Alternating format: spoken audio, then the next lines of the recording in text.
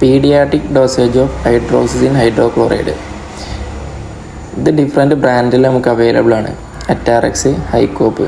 പിന്നെ അറ്റാറക്സിൻ്റെ സിറപ്പ് ഉണ്ട്, അറ്റാറക്സ് ഡ്രോപ്പ് ഉണ്ട്, ഹൈക്കോപ്പ് സിറപ്പ് ഉണ്ട്, ഹൈക്കോപ്പ് ഡ്രോപ്പ് ഉണ്ട്. മെയിൻലി അവൈലബിൾ ആയ ബ്രാൻഡാണ് ഇത് രണ്ടും.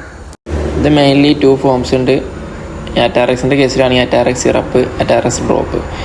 അറ്റാറക്സ് സിറപ്പ് എന്ന് പറഞ്ഞാൽ കോൺസെൻട്രേഷൻ 10/5 ml ആണ്. 10 mg 5 ml. 5 ml containing 10 mg hydroxyzine hydrochloride. പിന്നെ അറ്റാറക്സ് ഡ്രോപ്പ് ആണെന്നുണ്ടെങ്കിൽ 6 mg/1 ml. 1 ml containing 6 mg hydroxyzine hydrochloride. ഇതിൻ്റെ പീഡിയാട്രിക് ഡോസേജ് എന്ന് പറഞ്ഞാൽ 0.05 ml/kg ആണ്. അപ്പോൾ എക്സാമ്പിൾ പറയുകയാണെന്നുണ്ടെങ്കിൽ 6 kg വെയിറ്റുള്ള ഒരു കുട്ടിയാണെന്നുണ്ടെങ്കിൽ 6 × 0.5 = 3 mg/. ഡോസ്. ഇതാണ് ഇതിൻ്റെ ഡോസേജ്. ഇനി അറ്റാറക്സ് സിറപ്പ്. അറ്റാറക്സ് സിറപ്പിൻ്റെ കേസിലാണെന്നുണ്ടെങ്കിൽ കോൺസെൻട്രേഷൻ 10 mg/5 ml. അതായത് 5 ml containing 10 mg hydroxyzine hydrochloride ഉണ്ടാവും.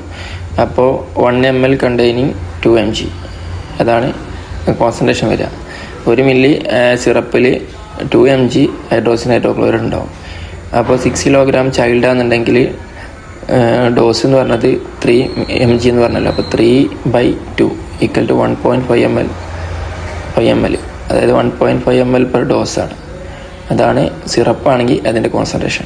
ഇനി അറ്റാറക്സ് ഡ്രോപ്പിൻ്റെ കേസിലാണ് ഈ കോൺസെൻട്രേഷൻ പറഞ്ഞാൽ 6 mg/1 ml ആണ്. 1 ml containing 6 mg hydroxyzine hydrochloride അടങ്ങിയിട്ടുണ്ട്.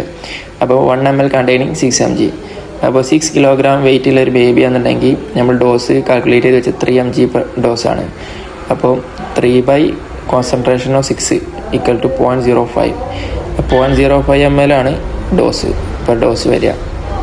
അത് BD ഡോസിൽ കൊടുക്കാം.